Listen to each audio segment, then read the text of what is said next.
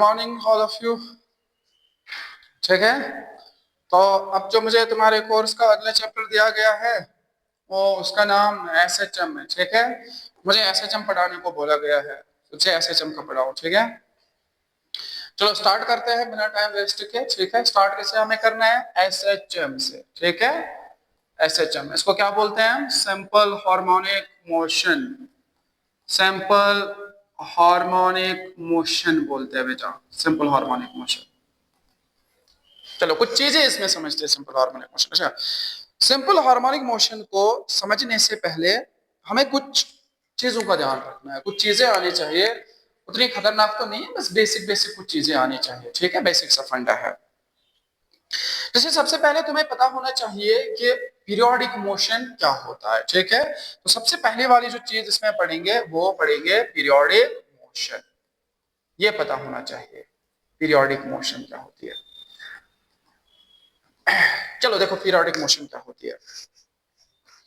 पर अगर तुम ध्यान से देखोगे, पीरियोडिक मोशन एक ऐसी मोशन होती है जो अपने आप को रिपीट करती है। जो अपने आप को क्या करती है? रिपीट। अच्छा, रिपीट भी ऐसे करती है। कैसे करती है? रिपीट ऐसे करती है कि एक फिक्स्ड टाइम के बाद रिपीट होती है और फिक्स्ड पाथ के अराउंड रिपीट होती है। तो पीरियोडिक मोशन एक ऐसी मोशन होती है जो रिपीट होती है। अच्छा, रिपीट क्या होती है? एक फिक्स्ड समय के बाद होगी और फिक्स्ड पाथ पे होगी। तो इसका पाथ भी फिक्स्ड होना चाहिए और जिसमें टाइम लगेगा वो भी क्या होना चाहिए? फिक्स्ड होना चाहिए।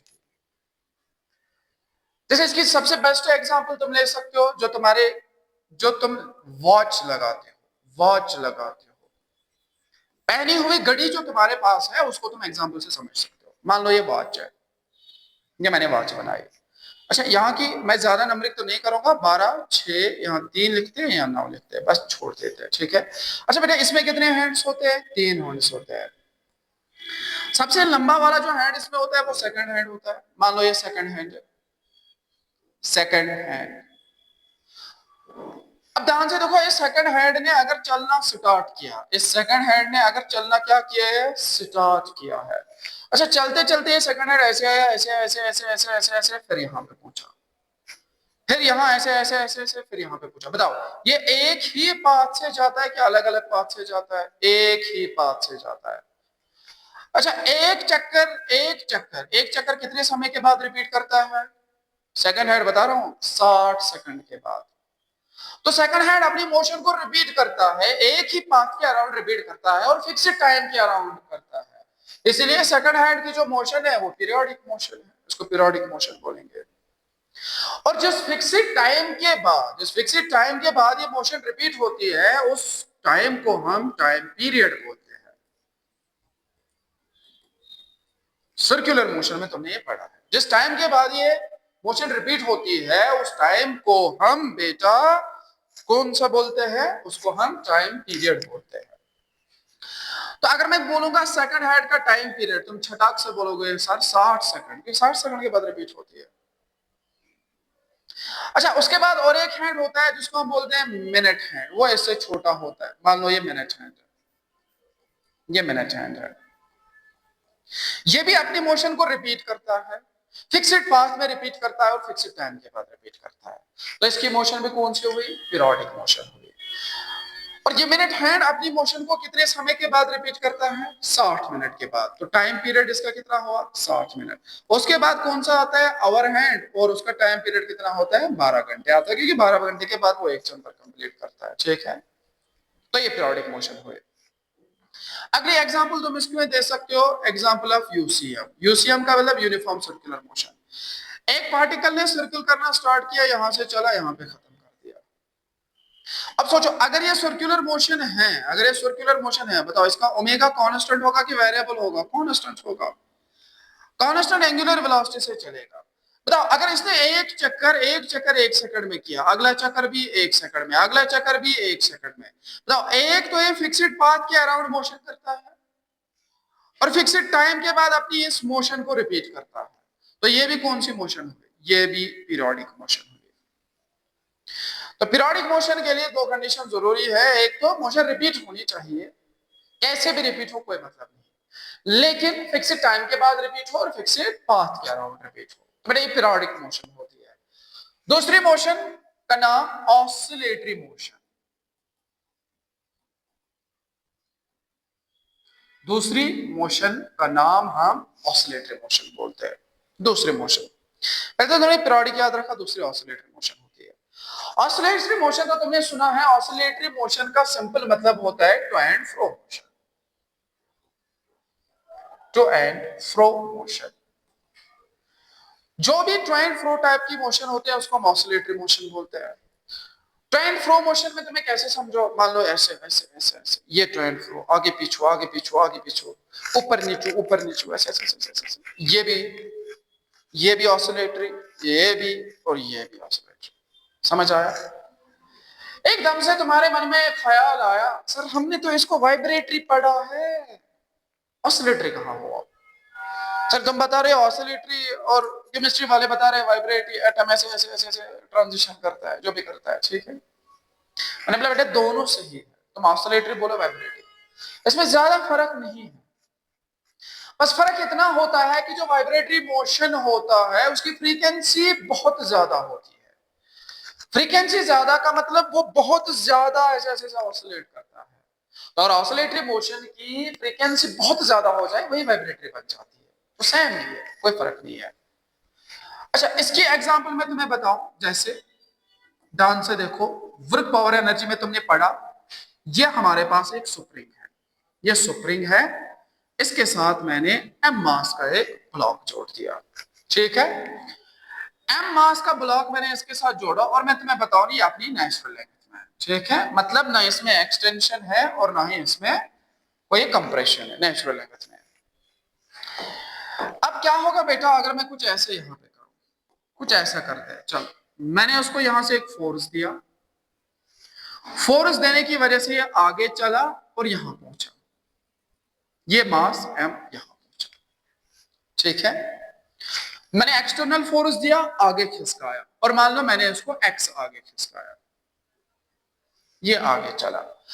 अब मुझे बताओ यहां से फोर्स देने के बाद मैं इसको छोड़ूंगा, छोड़ने के बाद ये कहां आएगा बेटा? वापस आएगा।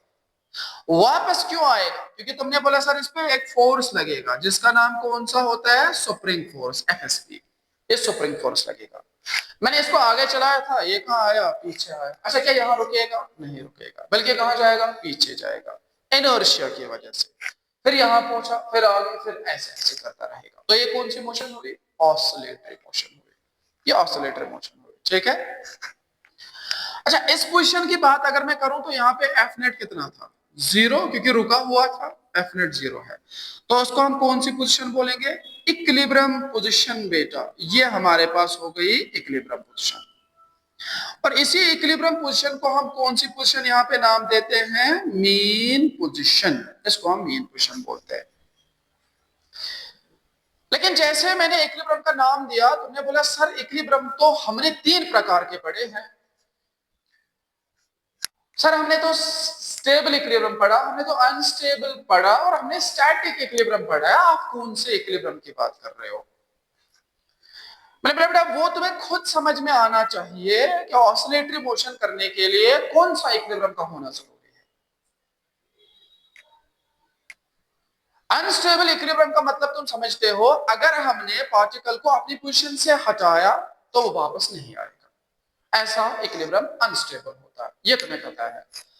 और स्टेबल इक्विलिब्रियम का मतलब है कि अगर तुमने पार्टिकल को अपनी जगह से हटाया वो क्या आएगा? वापस आएगा। बताइए कौन सा है, स्टेबल है कि अनस्टेबल है? स्टेबल है, क्योंकि हटाने के बाद जैसे मैंने इसको आगे लिया, एक आया, पीछे आया, बताओ ये अपने इक्विलिब्रियम पोजीशन पे वापस आता है कि दूर जा रहा है? वापस आ रहा है। तो इक्विलिब्रियम कौन सा है? Stable equilibrium.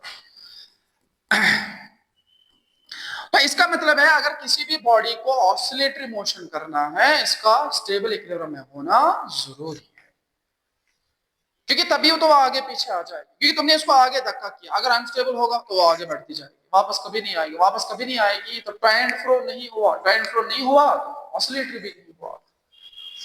तो पहले अगर तुम्हें ऑसिलेटरी मोशन को कराना है तो बेटा उसके लिए स्टेबल इक्विलिब्रियम पोजीशन का होना जरूरी है।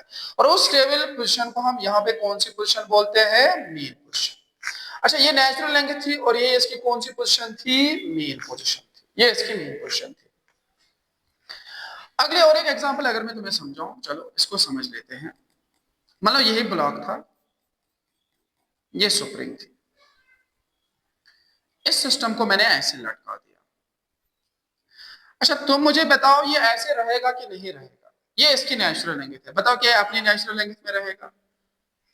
नहीं रहेगा, क्योंकि तुम्हें फिजिक्स आती है। तुमने बोला सर ये mg थोड़ी छोड़ेगा इसको, यहां mg नहीं लग रहा था, यहां तो लग रहा है, तो mg इसको कहां लाएगा? नीचे लाएगा। अच्छा, कुछ समय के बाद मान लो यहां पे आया, लेकिन यहां से कौन सा फोर्स ऊपर लगेगा? Supreme force. वही सुप्रीम फोर्स इस mg को क्या कर रहा है? बैलेंस कर रहा है।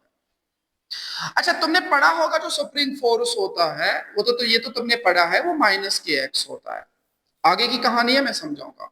जितना एक्स ज्यादा होगा सुप्रीम फोर्स क्या होगा? ज्यादा होगा। मुझे बताओ, जैसे जैसे नीचे आएगा, जैसे जैसे ऐसे नीचे आएगा, मुझे बताओ एक्स का वैल्यू घटता जाएगा कि बढ़ता जाएगा? बढ़ता जाएगा, तो सुप्रीम फोर्स का वैल्यू बढ़ता जाएगा। और एक समय ऐसे आएगा बढ़ते बढ़ते ये सुप्रीम फोर्स mg के बराबर हो जाएगा। और अगर ये mg के बराबर हुआ, उस टाइम पे किस पोजीशन में आएगा? इक्विलिब्रियम पोजीशन में। बताओ स्टेबल क्या अनस्टेबल? स्टेबल। इसी को हम कौन सी पोजीशन बोलेंगे? Main position. तो ऊपर नेचुरल लेंथ और मेन पोजीशन ने कोइंसाइड किया, लेकिन जब इसी सिस्टम को हमने वर्टिकल लटकाया तो जरूरी नहीं है कि ये दोनों कोइंसाइड हमेशा करें। ठीक है बेटा? अब स्टेबल इक्विलिब्रियम आने के बाद, अब स्टेबल इक्विलिब्रियम आने के बाद मैंने इसको क्या किया? अब बताओ, अगर मैं इसको हल्का सा यहाँ नीचे खींचू, एक्स नॉट नीचे खींचा, मैंने इसको कहाँ खींचा? नीचे। ऐसे नीचे खींचा और छोड़ा, ये कहाँ जाएगा? वापस। और ऐसे करेगा, ये तो टेन फ्लो मोशन हुआ। तो ये भी कौन सी मोशन है? Oscillatory motion. और एक एग्जांपल से समझो, जितने भी तुम्हारी काम की चीजें इस चैप्टर में आएगी मैं तुम्हें वही एग्जांपल दे रहा हूं, ठीक है? कुछ बकवास नहीं बता रहा हूं। चलो सिंपल पेंडुलम बोलते हैं इसको। ये स्ट्रिंग थी, एम मास लटका है, मैंने इसको क्या किया? एम मास को यहां लाया, बोला लाओ बेटा, इधर लाओ, इधर लाओ, इधर लाओ। मैंने बोला बढ़िया है सर, बढ़िया है सर। मैंने बोला चलो इसमें फिजिक्स लगाओ, थोड़ी मैथमेटिक्स चलाते हैं। मैंने बोला ठीक है बेटा चलाओ। तुमने बोला सर mg कहां लगेगा? नीचे। बताओ, ध्यान से देखना। अगर ये एंगल थीटा तो ये भी कितना है? थीटा। अच्छा, ये थीटा तो ये भी थीटा। अच्छा, यहां से इस mg का component mg cos of theta, और बिल्कुल इसके परपेंडिकुलर में mg sin ऑफ थीटा। मैंने पेंडुलम को ऊपर लिया, छोड़ा, कहां आया? वापस आया। किसने लाया? mg sin थीटा ने लाया। यहां किसने लाया? ऊपर सुप्रीम फोर्स ने लाया। यहां किसने लाया? पीछे सुप्रीम फोर्स ने लाया। इसका मतलब है सर ऑसिलेटरी मोशन के लिए पहली बात इंपॉर्टेंट है कि बॉडी स्टेबल इक्विलिब्रियम में होनी चाहिए। और स्टेबल इक्विलिब्रियम से हटाने के बाद वो जो बॉडी है वो इंटरनल फोर्स एक जनरेट करनी चाहिए, जिसको हम कौन सा फोर्स बोलते हैं? रेस्टोरिंग फोर्स बोलते हैं। तो रेस्टोरिंग फोर्स ही वो फोर्स होता है जो इस बॉडी को अपनी पोजीशन पे वापस लाता है। यहां पे रेस्टोरिंग फोर्स का काम सुप्रीम फोर्स ने किया, यहां पे रेस्टोरिंग फोर्स का काम सुप्रीम फोर्स ने किया, और यहां पे रेस्टोरिंग फोर्स का काम mg sin थीटा ने किया। ये रेस्टोरिंग फोर्स है। तो ये ऑसिलेटरी मोशन, ठीक है? अच्छा, ऑसिलेटरी मोशन भी अपने आप को रिपीट करती है, ठीक है? अपने आप को रिपीट करती है। जैसे तुम समझो मेरे हाथ में एक पेंडुलम है, मेरे हाथ में एक क्या है? पेंडुलम है। ऐसे समझो स्ट्रिंग है और पेंडुलम है। उस पेंडुलम को मैंने ऊपर लिया और छोड़ा, वो ऐसे ऐसे क्या करेगा बेटा? ऑसिलेट करेगा। अच्छा, अपनी मोशन को तो रिपीट कर रहा है। अच्छा, फिक्स्ड पाथ के अराउंड करेगा, तो भाई थोड़ा सा तो आइडिया आ रहा होगा बेटा कि जैसे मैं इसको यहां लिया, यहां लिया, वो ऐसे ऐसे ऐसे ऐसे धीरे धीरे और हो जाएगा। सर फिर इसको पीरियोडिक बोलना सही है कि गलत है? तुमने बोला सही, गलत है। क्यों? क्योंकि इसमें पाथ फिक्स्ड नहीं रहा। पहले पार्टिकल यहां तक गया, फिर यहां तक गया, फिर वापस आया। बताओ अब वो यहां तक पूछेगा कि नहीं पूछेगा? नहीं पूछेगा। इसे हल्का सा कहेगा नीचे। क्यों? क्योंकि सर एनर्जी लॉस होगा। किसकी वजह से? फ्रिक्शन की वजह से। तो फिक्स्ड पाथ का मतलब यहां जा रहा था, वहीं तक जाना था, बट जा नहीं पाया क्योंकि एनर्जी में लॉस हुआ। बट मैं तुम्हें बता रहा हूं अगर वो वहां तक जा पाया, वो कंटिन्यू ऐसे कर रहा है, बताओ ये पीरियोडिक है नॉन पीरियोडिक है? पीरियोडिक है, क्योंकि अपनी पाथ को भी फिक्स्ड पाथ को रिपीट कर रहा है, फिक्स्ड टाइम के बाद रिपीट कर रहा है। लेकिन ये तभी पॉसिबल है जब वो एनर्जी लॉस नहीं करेगा, मतलब एनर्जी कंजर्व होने की चाहिए कि नॉन कंजर्व्ड, कंजर्व्ड होनी चाहिए। तो यहां पे हम एक स्टेटमेंट बताते हैं, हम बताते हैं क्या every periodic motion is oscillatory? Answer is no. Oscillatory motion का टू एंड फ्रो होना जरूरी है। बट अगर तुम यहां पे देखोगे, ये जैसे मैंने सर्कुलर मोशन बताया था, बताओ क्या ये टू एंड फ्रो मोशन है? नहीं है, तो ऑसिलेटरी नहीं है। पर हर पीरियोडिक मोशन ऑसिलेटरी हो ऐसा कोई जरूरी नहीं है, पर हर ऑसिलेटरी मोशन भी पीरियोडिक हो ऐसा होना जरूरी नहीं है। लेकिन हर ऑसिलेटरी मोशन पीरियोडिक होगी जब उसकी एनर्जी कंजर्व रहेगी, बस इतना सा फंडा है। every oscillatory motion will be periodic if energy is conserved। अगर एनर्जी कंजर्व रही फिर है, अगर नहीं रही तो फिर नहीं है, बात खत्म हो गई, इसमें क्या है? ठीक है। अच्छा, और एक चीज तुमने यहां पे समझी, इसको मैं हटाता हूं, और एक चीज तुमने यहां से अच्छी से समझी होगी, इस ऑसिलेटरी मोशन में तुमने कुछ अच्छा सा समझा होगा। देखो क्या तुमने समझा। अगर मैं पहले एग्जाम्पल की बात करूं, इस वाले एग्जाम्पल की बात करते हैं। मैंने इसको फोर्स दिया तो एक्स डिस्प्लेसमेंट आगे खींची, बताओ सुपरिंग फोर्स कहां लगा? पीछे को लगा। सुपरिंग फोर्स पीछे लगा, इसको बोलेंगे रेस्टोरिंग फोर्स। क्या बोलेंगे? रेस्टोरिंग फोर्स का काम यहां सुपरिंग फोर्स कर रहा है। नीचे भी तुमने सेम कहानी देखी, तुमने वो देखा। अब मैं डायरेक्टली बना रहा हूं इसको, ये इसकी मेन पोजीशन है, मैंने इसको हल्का सा नीचे खींचा और सुपरिंग फोर्स कहां लगा? ऊपर लगा। अच्छा, यहां भी डिस्प्लेसमेंट बॉडी कहां हो रही थी? नीचे, और फोर्स ऊपर। यहां डिस्प्लेसमेंट कहां लगा? आगे, सुपरिंग फोर्स पीछे, रेस्टोरिंग फोर्स पीछे। अच्छा, सुपरिंग को कंप्रेस कर लो ऐसे, तो फोर्स कहां लगा? आगे, छोड़ दो, कहां जाएगी? आगे। तो डिस्प्लेसमेंट यहां किया, रेस्टोरिंग फोर्स यहां लगा, डिस्प्लेसमेंट यहां किया, रेस्टोरिंग फोर्स यहां लगा। तो डिस्प्लेसमेंट और जो रेस्टोरिंग फोर्स होते हैं, x and restoring force, restoring, ये हमेशा ऑसिलेटरी मोशन में अपोजिट रहते हैं। अपोजिट होने का मतलब अगर x पॉजिटिव होगा तो रेस्टोरिंग फोर्स नेगेटिव होगा, और अगर x नेगेटिव होगा तो रेस्टोरिंग फोर्स बेटा पॉजिटिव होगा। अगर प्लस x में डिस्प्लेसमेंट हो रहा है, वापस लाने के लिए माइनस x में फोर्स चाहिए। अगर माइनस x में पार्टिकल जा रहा है, वापस लाने के लिए प्लस x में फोर्स चाहिए। अगर प्लस y में पार्टिकल जा रहा है, वापस लाने के लिए माइनस y में फोर्स होना चाहिए, तब तो ऑसिलेट करेगा। अगर दोनों डायरेक्शन में एक ही हुए, समझो प्लस एक्स में पार्टिकल गया, रेस्टोरिंग फोर्स भी वहीं से लगा, मतलब वो आगे जाएगा कि पीछे आएगा? आगे जाएगा। बेटा क्या वापस कभी आएगा? नहीं आएगा। नहीं आएगा तो ऑसिलेटरी कहां की रही? इसको तो वापस आना था, ऑसिलेट करना था। तो ऑसिलेटरी मोशन के लिए पहले रेस्टोरिंग फोर्स का होना, अच्छा ऑसिलेटरी मोशन के लिए इक्विलिब्रियम पोजीशन का होना जरूरी है। कौन सी? स्टेबल की अनस्टेबल की? Static, stable position. और फिर डिस्प्लेसमेंट और रेस्टोरिंग फोर्स क्या होना चाहिए? अपोजिट होना चाहिए, और रेस्टोरिंग फोर्स भी होना जरूरी है। और रेस्टोरिंग फोर्स डिफरेंट केसेस में डिफरेंट लगते हैं, जैसे सुपरिंग में सुपरिंग फोर्स लगेगा, पेंडुलम में mg sin ऑफ थीटा लगेगा, बाकी की कहानी आगे आगे तुम सीखते जाओगे। तो every periodic motion is not oscillatory, but every oscillatory motion will be periodic if energy is conserved, अगर एनर्जी कंजर्व रहे। तो ये बेसिक से फंडा हमने पढ़ा, ठीक है। अच्छा, उसके बाद फिर हम आते हैं general equation of oscillatory motion. यानी कि कोई भी बॉडी अगर ऑसिलेट कर रही है, उसकी इक्वेशन क्या है? अच्छा, एक चीज का ख्याल तो हमें रहा कि जो रेस्टोरिंग फोर्स और डिस्प्लेसमेंट होते हैं वो हमेशा अपोजिट डायरेक्शन में लगने चाहिए, ठीक है। दूसरी चीज तुम्हें पता है कि जितना हम डिस्प्लेसमेंट बॉडी को ज्यादा करेंगे, उतना रेस्टोरिंग फोर्स क्या लगेगा? ज्यादा लगेगा, ठीक है। और अपोजिट डायरेक्शन में होगा, इसलिए यहां पे माइनस लिखते हैं, और रेस्ट पावर क्या लिखते हैं? इसको n। और n का वैल्यू होता है 1 3 5 7 डैश डैश, ऑड इंटीजर। ये खाली ऑड चलेगा। तो जो ऑसिलेटरी मोशन की जनरल इक्वेशन है वो F directly proportional to minus x power है, where x is the displacement, where x is the displacement and F is the restoring force। अब तुम्हारा मन में सवाल उठा, सर खाली ऑड क्यों लिया, ऑड क्यों लिया? मैंने बोला बेटा एवन ले लेते हैं। लेट अस सपोज n को हमने 2 मान के चला है, तो अगर x नेगेटिव होगा, अगर x क्या होगा, नेगेटिव होगा, बताओ f क्या आएगा?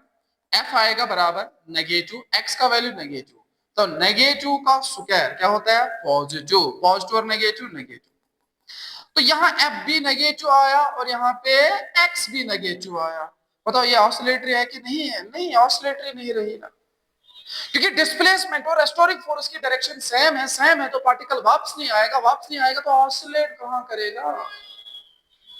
इसलिए कोई एवन नंबर यहां नहीं चलेगा, ऑड चलेगा बेटा, ऑड चलेगा। n इक्वल टू 3 देख लो, n इक्वल टू 3 में चलो x का वैल्यू नेगेटिव मान, बताओ f का वैल्यू नेगेटिव, नेगेटिव का क्यूब, नेगेटिव का cube negative, negative negative positive, सही तो है, सही तो है, x नेगेटिव में f पॉजिटिव में, अपोजिट है और करेगा ऑसिलेट। इसको मान लो अगर x पॉजिटिव हुआ, बताओ f क्या होगा, नेगेटिव पॉजिटिव का क्यूब, पॉजिटिव का cube positive, positive into negative negative, ये भी तो बढ़िया कंडीशन है, देख लो अपोजिट फिर भी लग रही है तो ऑसिलेट करेगा। तो इसलिए n का वैल्यू खाली ऑड होता है। अच्छा, फिर मसला ये है कि ये n का वैल्यू तो बहुत ज्यादा वैल्यू है इसका, 5 7 9 11 13 जो भी होगा बढ़ता जाएगा। मसला है जितना n का वैल्यू बढ़ेगा, जितना n का वैल्यू बढ़ेगा उतना फोर्स का वैल्यू बढ़ेगा। अच्छा, जितना रेस्टोरिंग फोर्स का वैल्यू बढ़ेगा उतना पार्टिकल तेज वापस आएगा कि धीरे आएगा? तेज वापस आएगा। अच्छा, जितने पार्टिकल तेज वापस आएगा उतनी हमारी जो ऑब्जर्वेशन है वो कम होगी कि ज्यादा होगी? कम होगी। तो n का वैल्यू बढ़ाने पे, n का वैल्यू बढ़ाने पे इसकी जो मोशन होती है वो कॉम्प्लिकेटेड होती है, बहुत तेज होती है और हम उसको स्टडी नहीं कर पाते हैं। और हम अगर इसको स्टडी नहीं कर पाए तो चैप्टर तो खत्म हुआ, फिर तुम्हें क्या पढ़ना है, चैप्टर ही खत्म हो गया है ना। तो हमने बोला हम आसान भाषा में पढ़ते। अच्छा, सबसे आसान वाली इक्वेशन क्या हो, क्या n का वैल्यू क्या हो जाए, 1 हो जाए। तो साइंटिस्ट ने बोला n का वैल्यू 1 कर दो तो f क्या आएगा, directly proportional to minus x. तो ये ऑसिलेटरी मोशन का कॉम्प्लिकेटेड केस है कि सिंपल वाला केस, कि सबसे सिंपल वाला केस? ये घनश्याम ऑसिलेटरी मोशन का सबसे सिंपल वाला केस है। तो इसको मैं बोलूंगा this is the simplest, this is the simplest form of oscillatory motion. ये ऑसिलेटरी मोशन की सिंपलेस्ट फॉर्म है। एंड बेटा and is known as SHM, simple harmonic motion. तो simple harmonic motion oscillatory motion का एक सबसे सिंपल केस होता है और कुछ नहीं होता है। Simple harmonic motion, simple harmonic motion is the simplest case of oscillatory motion. अच्छा, क्या मैं यहाँ पे तुम्हें स्टेट बताऊं, every SHM is an oscillatory motion, every SHM is also, yes 100% true. क्योंकि है क्या SHM, वो तो ऑसिलेटरी मोशन ही है, सिंपलेस्ट केस है, तो हर SHM ऑसिलेटरी होगा।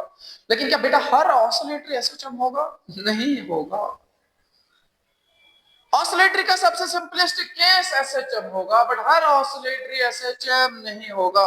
बट अगर मैं बात इसकी करूं, F directly proportional to minus x raised to power 3, but ये ऑसिलेटरी है कि नहीं है? ऑसिलेटरी है बट सिंपल नहीं है, तो SHM नहीं है, SHM नहीं है। ऑसिलेटरी है बट SHM नहीं है, ठीक है।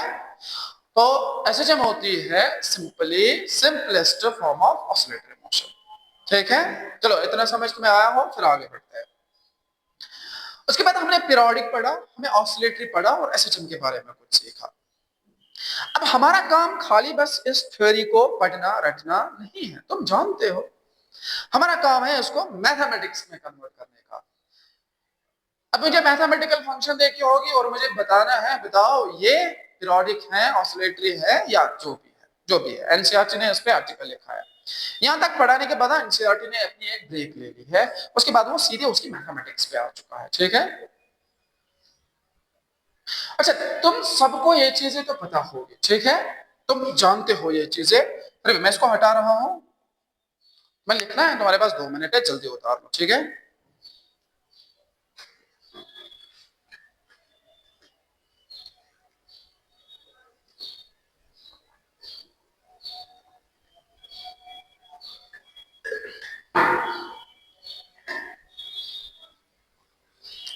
चलो हो गया,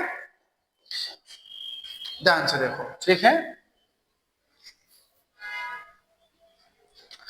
तुम्हारे एनसीईआरटी ने क्या किया है, इसके बाद उसने उसको मैथमेटिक्स में कन्वर्ट करने की कोशिश की, क्योंकि पीरियोडिक को मैथमेटिक्स के फॉर्म में कैसे लिखे, एसएचएम को कैसे लिखे और बाकी को कैसे लिखे। ठीक है, तो जब वो ढूंढने निकले निकले निकले निकले, उन्होंने पूरी मैथमेटिक्स छान के रख दी। ठीक है, पूरी मैथमेटिक्स छान के रख दी।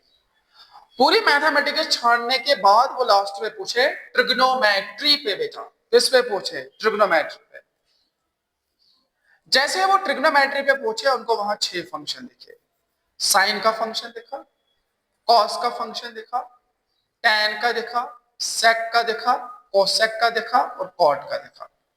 ये इनको फंक्शन दिखे। उन्हें बोला 6 बढ़िया फंक्शन है, लेकिन मसला ये था पीरियोडिक मोशन क्या होता है, इस बात को ध्यान से समझना। फिर से ऐसी मोशन जो फिक्स्ड इंटरवल के बाद रिपीट हो, जो फिक्स्ड इंटरवल के बाद रिपीट हो और फिक्स्ड पाथ के राउंड रिपीट हो। तो मुझे बताओ इसका वैल्यू फाइनाइट होना चाहिए कि इनफाइनाइट होना चाहिए? फाइनाइट होना चाहिए। अगर इसका वैल्यू नॉन डिफाइनेड हुआ तो ये पीरियोडिक नहीं रहेगी। जैसे मैं तुम्हें बोलूं, एक पार्टिकल यहां से निकला और इन्फिनिटी पे पहुंचा, इन्फिनिटी पे पहुंचा। बताओ इन्फिनिटी पे पहुंचने का क्या मतलब है? वो कभी लौट के ही नहीं आएगा।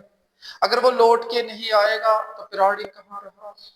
उसको तो मोशन को रिपीट करना था फिक्स्ड टाइम इंटरवल के बाद, फिक्स्ड पाथ के अराउंड।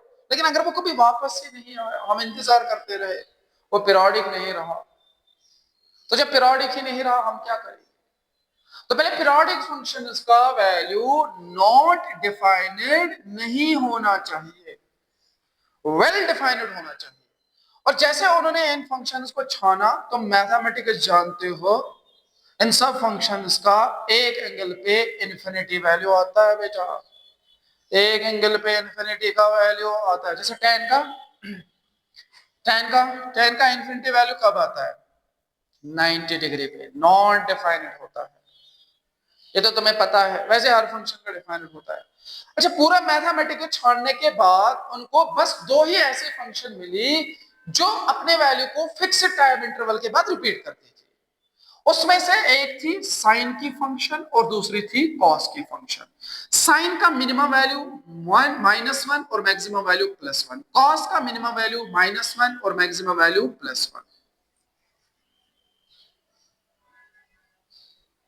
तो किसी भी पीरियोडिक फंक्शन को अगर हमें मैथमेटिक्स के फॉर्म में लिखना हो तो वो साइन या कॉस की लैंग्वेज में होना चाहिए, क्योंकि बाकी जितने भी लैंग्वेजेस हैं उनका वैल्यू एक ना एक पॉइंट पे नॉन डिफाइनेड होता है।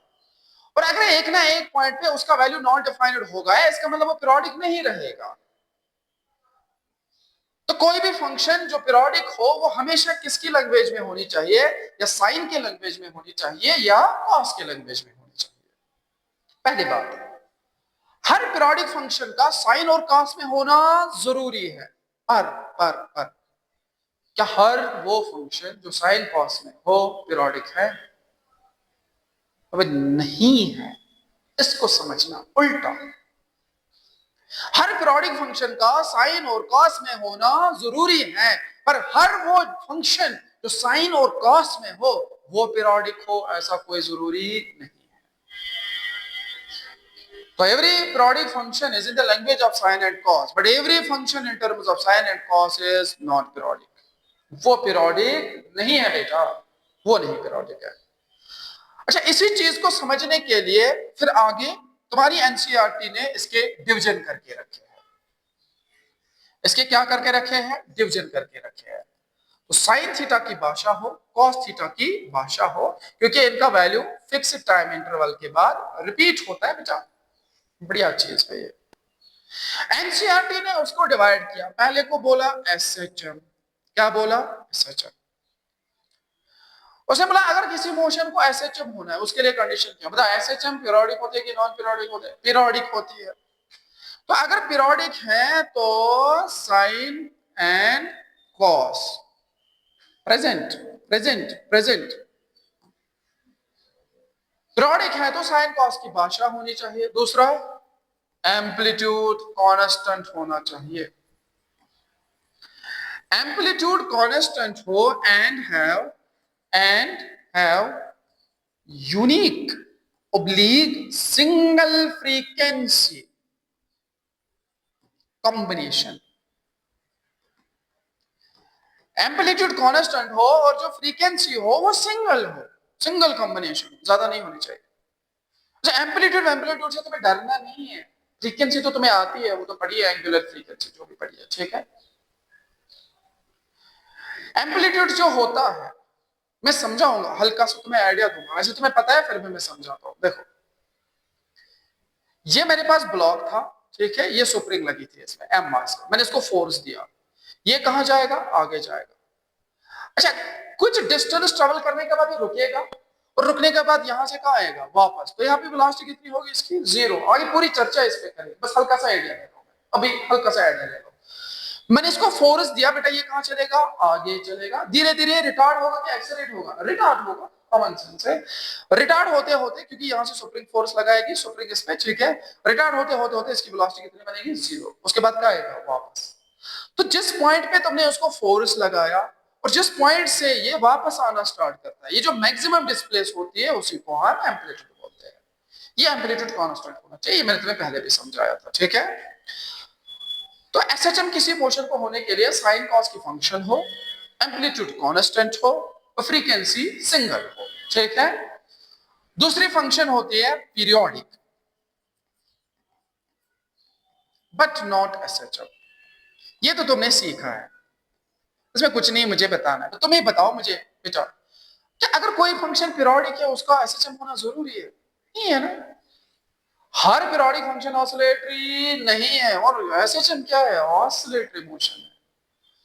तो हर पीरियोडिक फंक्शन ऑसिलेटरी ना हो। हाँ, एक फंक्शन पीरियोडिक हो सकती है बट एसएचएम ना हो, चलेगा। अच्छा, पीरियोडिक है तो साइन कॉस की भाषा हो, साइन कॉस तो प्रेजेंट होने चाहिए, और दूसरा एम्पलीट्यूड कांस्टेंट हो। यहां तक तो सेम कहानी चलेगी, और जो फ्रीक्वेंसी हो वो इंटीग्रल मल्टीपल होगी। इंटीग्रल मल्टीपल, इंटीग्रल मल्टीपल तुम समझते हो, मुझे समझाने की जरूरत नहीं है। जैसे 2 4, जैसे 1 2 4 8 16, ठीक है, इंटीग्रल मल्टीपल। तो पीरियोडिक बट नॉट एसएचएम के लिए साइन कॉस का फंक्शन होना, प्रेजेंट होना जरूरी है, एम्पलीट्यूड कांस्टेंट होना जरूरी है, और फ्रीक्वेंसी इंटीग्रल मल्टीपल होनी चाहिए, ठीक है। अच्छा, बाकी जितने भी फंक्शन बचे, remaining all function, remaining all function वो बेटा होते हैं नॉट पीरियोडिक। तो 3 में हमने डिवाइड किया, पहले एसएचएम किया, फिर पीरियोडिक बट नॉट एसएचएम, और फिर नॉट पीरियोडिक। जो पीरियोडिक ही ना हो उस पर तो बात ही नहीं हमें करनी है। एसएचएम में साइन कॉस प्रेजेंट हो, एम्पलीट्यूड कांस्टेंट हो, फ्रीक्वेंसी का सिंगल वैल्यू हो। पीरियोडिक बट नॉट एसएचएम में साइन कॉस प्रेजेंट हो, एम्पलीट्यूड कांस्टेंट हो, एम्पलीट्यूड क्या हो? कांस्टेंट हो, और फ्रीक्वेंसी इंटीग्रल मल्टीपल हो, और बाकी जितने भी फंक्शन बचे वो नॉन पीरियोडिक में आते हैं, ठीक है। जैसे तुमने बताया सर हमें समझाओ, हमें समझाओ, मैंने बोला हाँ ठीक है बेटा, आजा समझाते हैं, सवाल करते हैं इस पे, सोचो। मैंने ऐसे बोला y बराबर a sin ओमेगा t, तुम्हें सब पता है ना इसके बारे में, ठीक है, चलो सही है, तुम्हें पता है, ठीक है। y डिस्प्लेसमेंट है, a एम्पलीट्यूड है, और ओमेगा फ्रीक्वेंसी है, एंगुलर फ्रीक्वेंसी है, ठीक है। बताओ क्या ये साइन कॉस की भाषा में है? बिल्कुल है, साइन प्रेजेंट है। तो एम्पलीट्यूड कितना है? a, कांस्टेंट की वेरिएबल, कांस्टेंट एम्पलीट्यूड। एम्पलीट्यूड कौन है? देखो साइन कॉस की भाषा है, एम्पलीट्यूड कांस्टेंट है, फ्रीक्वेंसी कितनी है? ओमेगा। सिंगल है कि मल्टीपल है? सिंगल है। तो बताओ ये क्या हुआ बेटा? ये एसएचएम हुआ। तो एसएचएम हुआ क्या है। दूसरी एग्जांपल बताओ, y बराबर b cos 2 ओमेगा टी। बताओ, साइन कॉस की भाषा है, बिल्कुल है सर, कॉस की भाषा है। एम्पलीट्यूड है सर, बिल्कुल है, कांस्टेंट है, बी कांस्टेंट है, इसको तुम्हें मानना है, बी सी डी कांस्टेंट, ठीक है, जो वेरिएबल होगा मेंशन करेंगे। फ्रीक्वेंसी कितनी है, 2 ओमेगा। बताओ ये कांस्टेंट है कि वेरिएबल है, कांस्टेंट, उससे क्या फर्क पड़ता है, 2 ओमेगा हो 3 ओमेगा, बट है तो एक होनी चाहिए, कांस्टेंट होनी चाहिए। तो बेटा ये भी कौन सी फंक्शन हुई, ये भी तो एसएचएम की इक्वेशन हुई। साइन कॉस की भाषा हो, एम्पलीट्यूड कांस्टेंट हो, फ्रीक्वेंसी एक हो।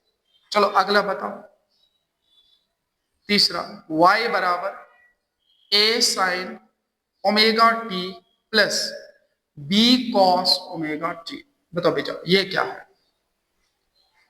फिर से बताओ, साइन कॉस की भाषा हो, साइन कॉस की भाषा हो, सर दिख रहा है दो फंक्शन, यहां साइन की भाषा, यहां कॉस की भाषा। सर यहां एम्पलीट्यूड a है तो कांस्टेंट, यहां एम्पलीट्यूड b, बट वो भी कांस्टेंट है। तो साइन कॉस की भाषा है, एम्पलीट्यूड कांस्टेंट है। बताओ यहां फ्रीक्वेंसी कितनी है, सर यहां ओमेगा है। बताओ यहां फ्रीक्वेंसी कितनी है, सर यहां भी ओमेगा है। मुझे बताओ ये सिंगल फ्रीक्वेंसी कॉम्बिनेशन है कि double frequency, single frequency combination. Sine cos की भाषा है, एम्पलीट्यूड कांस्टेंट है, सिंगल फ्रीक्वेंसी कॉम्बिनेशन है, तो बेटा ये भी क्या हो गया, ये भी एसएचएम हो गया। अगला सुनो, अगला सुनो, अगला सुनो, चौथा सुनो। देखो y बराबर a cos omega t plus b sine 2 omega t. बताओ बताओ बताओ, चलो स्टार्ट करते हैं। सर साइन कॉस की भाषा में है, बिल्कुल है सर। एम्पलीट्यूड ए है, कांस्टेंट है, बी है, कांस्टेंट है सर। यहाँ फ्रीक्वेंसी ओमेगा और यहाँ फ्रीक्वेंसी 2 ओमेगा। मुझे बताओ ये इंटीग्रल मल्टीपल फ्रीक्वेंसी है कि सिंगल फ्रीक्वेंसी है, इंटीग्रल मल्टीपल फ्रीक्वेंसी। तो तुमने एकदम से बोला सर ये एसएचएम नहीं है, तो ये क्या है, पीरियोडिक बट नॉट एसएचएम। बताओ क्लियर है, क्लियर है, अबे समझ आ रहा है घनश्याम हो। साइन कॉस की भाषा है, एम्पलीट्यूड कांस्टेंट है और फ्रीक्वेंसी इंटीग्रल मल्टीपल की कॉम्बिनेशन हो तो वो पीरियोडिक होती है, एसएचएम नहीं होती। तो ये समझा रहा था। अब तो तुम बढ़िया, अब तो तुम काबिल हो गए, अब तो तुम्हें आएगा। अच्छा मैं पूछूं तुमसे एक सवाल, यहाँ पूछूं, गलत मत करना। मेरा टाइम पीरियड किसके बराबर होता है, 2 पाई बाय ओमेगा, वो पता है ना। टाइम पीरियड सर्कुलर मोशन में, ठीक है, टाइम पीरियड बराबर 2 पाई बाय ओमेगा। यहाँ पे ओमेगा तो ओमेगा, बता यहाँ time period 2 pi by 2 omega. But मुझे पता है ये एक फंक्शन है जो पीरियोडिक है, एसएचएम नहीं है। मतलब ये अपने मोशन को तो रिपीट करेगी बेटा, अपने मोशन को रिपीट करेगी, ये बताता है तुम अपने मोशन को रिपीट करो। सॉरी, ये बताता है तुम अपने मोशन को रिपीट करो 2 पाई बाय ओमेगा के बाद, और ये बता रहा है पाई बाय ओमेगा के बाद कर लो। अब ये बेचारा पार्टिकल फंसा, ये कितने बार रिपीट कर लेगा बताओ। तो मसला है ना, मोशन को तो रिपीट होना है क्योंकि पीरियोडिक है, वो तो तय हो गया है। लेकिन बेटा पीरियोडिक है तो रिपीट करेगा, फिक्स टाइम के बाद करेगा। आसान है, सोचो। जितनी देर में ये एक साइकिल करेगा उतनी देर में 2 साइकिल करेगा, फ्रीक्वेंसी है इसकी ओमेगा और इसकी 2 ओमेगा। नंबर ऑफ साइकिल्स पर सेकंड वो फ्रीक्वेंसी होती है। अगर इसकी ओमेगा है मतलब एक फ्रीक्वेंसी, इसकी तो डबल है, मतलब जितनी देर में एक साइकिल करेगा उतनी देर में 2 साइकिल करेगा। और पीरियोडिक मोशन के लिए मिनिमम दोनों कितने साइकिल करने चाहिए, एक साइकिल करने चाहिए। इसलिए टाइम पीरियड ये वाला लेंगे, क्योंकि इस टाइम में ये तो एक साइकिल करेगा और ये कितने करेगा, 2 करेगा, लेकिन पूछेगा वही। जितनी देर में पहले वाले ने एक किया उतनी देर में दूसरे वाले ने 2 किया, बट पूछा तो वही है। इसलिए टाइम पीरियड ये लेंगे, ये नहीं लेंगे। ये लिया तो ये अपना एक साइकिल करेगा और ये बेचारा आधा करेगा, तो पीरियोडिक कहे की रही, टाइम पीरियड तो नहीं रहा, मोशन तो पूरी नहीं तुमने होने दी। ठीक है, तो ऐसे टाइम पीरियड आ जाए तो हमेशा कौन सा वाला लेते हैं, बड़ा वाला टाइम लेते हैं, कि जिसमें एट लीस्ट हर एक फंक्शन एक चक्कर लगाए। अगली फंक्शन लिखते हैं बेटा, इसको हटाते हैं, चाहिए नहीं हमें, ठीक है। ये नहीं चाहिए, ये नहीं चाहिए, ये नहीं चाहिए, अबे हट जा। चल ठीक है, ध्यान से देखो। पांचवी एग्जाम्पल, y बराबर 2 sine omega t plus 3 cos 2 omega t plus 4 sine 4 omega T.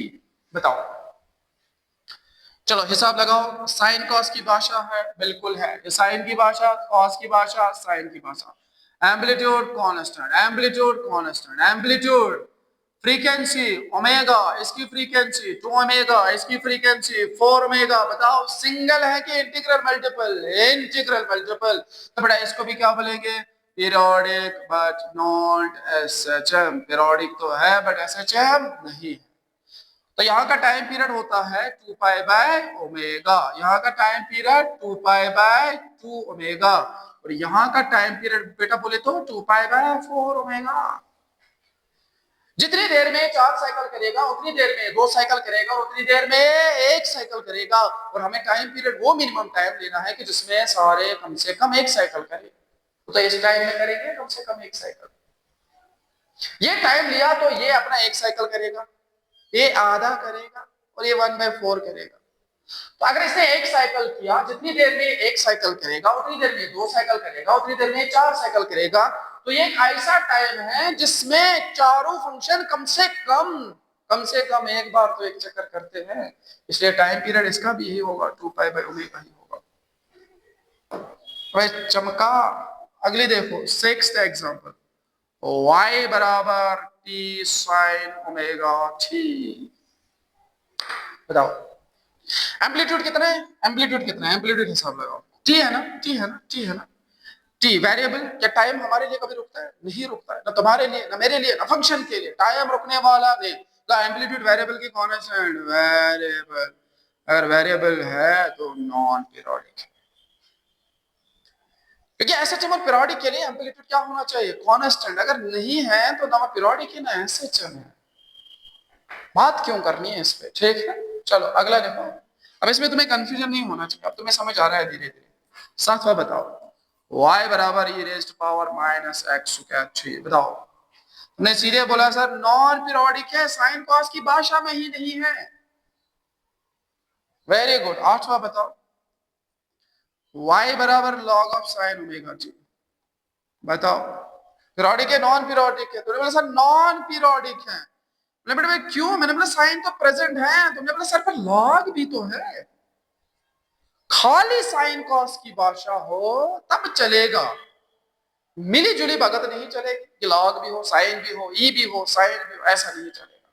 खाली साइन कॉस की भाषा होनी चाहिए। ठीक है, तो ये तुम्हें मैंने कुछ एग्जांपल इस पे कराए। ठीक है, अभी और एग्जांपल करेंगे, बट मैंने बोला एनसीईआरटी ने इसको ऐसे डिवाइड किया है। पहले एसएचएम पढ़ाया, फिर पीरियोडिक पढ़ाया, फिर नॉन पीरियोडिक पढ़ाया।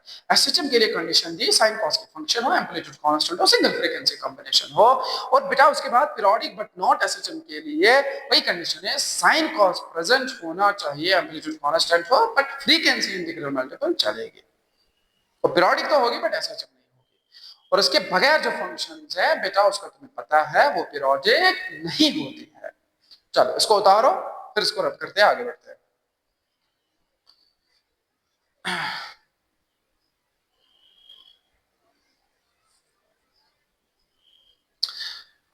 चल हो गया, आगे बढ़ते हैं। मोबाइल मोह और कुछ एग्जांपल तुम्हें दिखाते हैं, ठीक है, कि जिससे तुम्हें थोड़ा और क्लियरिटी आ जाए। चलो और एग्जांपल देते हैं, ठीक है, ध्यान से देखो। जैसे 7 8 9 9 है, 9 एग्जांपल। y बराबर a sine square omega t। अच्छा ये क्वेश्चन एआईपीएमटी में आया, मेंस में आया और एडवांस में भी आया, तीनों में आ चुका है। बताओ ये क्या होगा? अब इससे पहले तो स्क्वायर वक्वायर का मामला होता नहीं था, बट उसे स्क्वायर डाला। अब ऐसे तो कमेंट नहीं कर सकते। अभी पहले इसका पावर सिंगल लाओ, इसका पावर क्या करो? सिंगल। हमेशा अगर ऊपर जो पावर है, चाहे स्क्वायर पावर हो चाहे क्यूब पावर हो, हमें क्या करना है? उस पावर को पहले 1 मीटर कन्वर्ट करना है, क्योंकि हमें सिंपलेस्ट फॉर्म इसकी लानी है। सिंपलेस्ट फॉर्म लाएंगे फिर हम डिसाइड करेंगे, ठीक है। अच्छा तुम्हें पता है कि साइन को हमें अगर सिंपलेस्ट फॉर्म में लिखना है तो हम इसको लिख सकते हैं 1 minus cos of 2 omega T divided by 2। कुछ नहीं, बस फॉर्मूला साइन 2 थीटा यूज की मैंने, भाई याद है, सॉरी कॉस ऑफ 2 थीटा तो याद है ना, कॉस 2 थीटा की फॉर्मूला मैंने यूज की 1 minus twice sine square of theta, ठीक है। अब इसको ध्यान से देखो, तो y किसके बराबर है, इसको अंदर ले जाओ, a/2 minus a/2 cos 2 omega t, इसको छोड़ दो, उसको तुम भूल जाओ, ये मैं समझाऊंगा, ये मैं समझाऊं, इसको छोड़ दो, ठीक है। ये कुछ नहीं है, ये बॉडी की बस इस पार्टिकल की मीन पोजीशन, ये मीन पोजीशन है इसकी, ठीक है।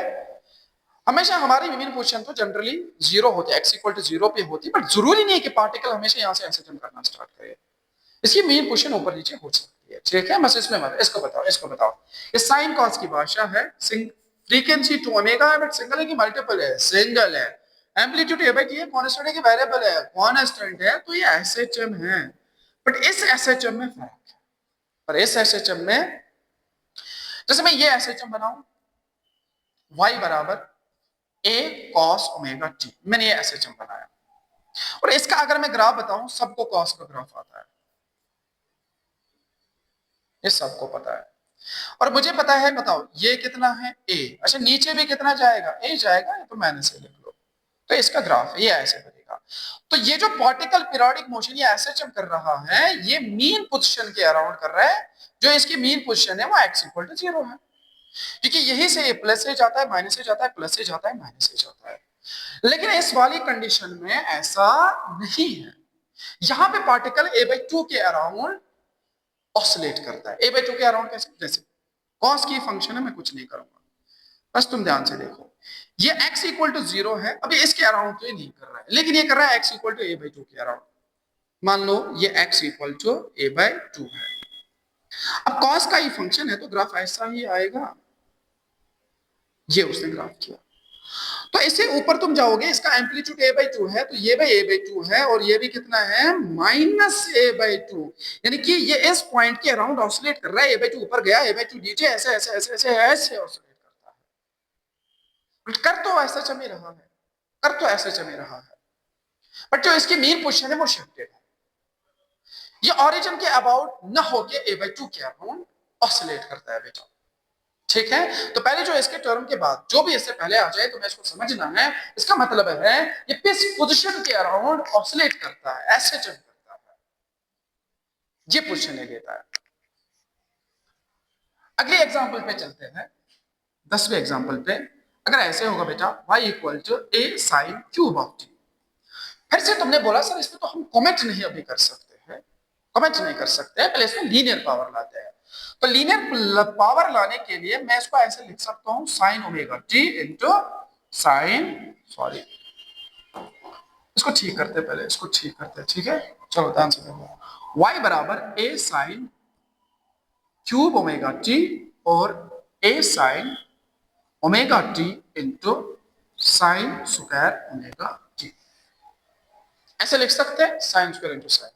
अच्छा ऐसे इसलिए लिखा क्योंकि इसको तो हमने अभी सॉल्व किया है, ये किसके बराबर था, ये बराबर 1 minus cos of 2 omega T divided by 2 आ जाएगा।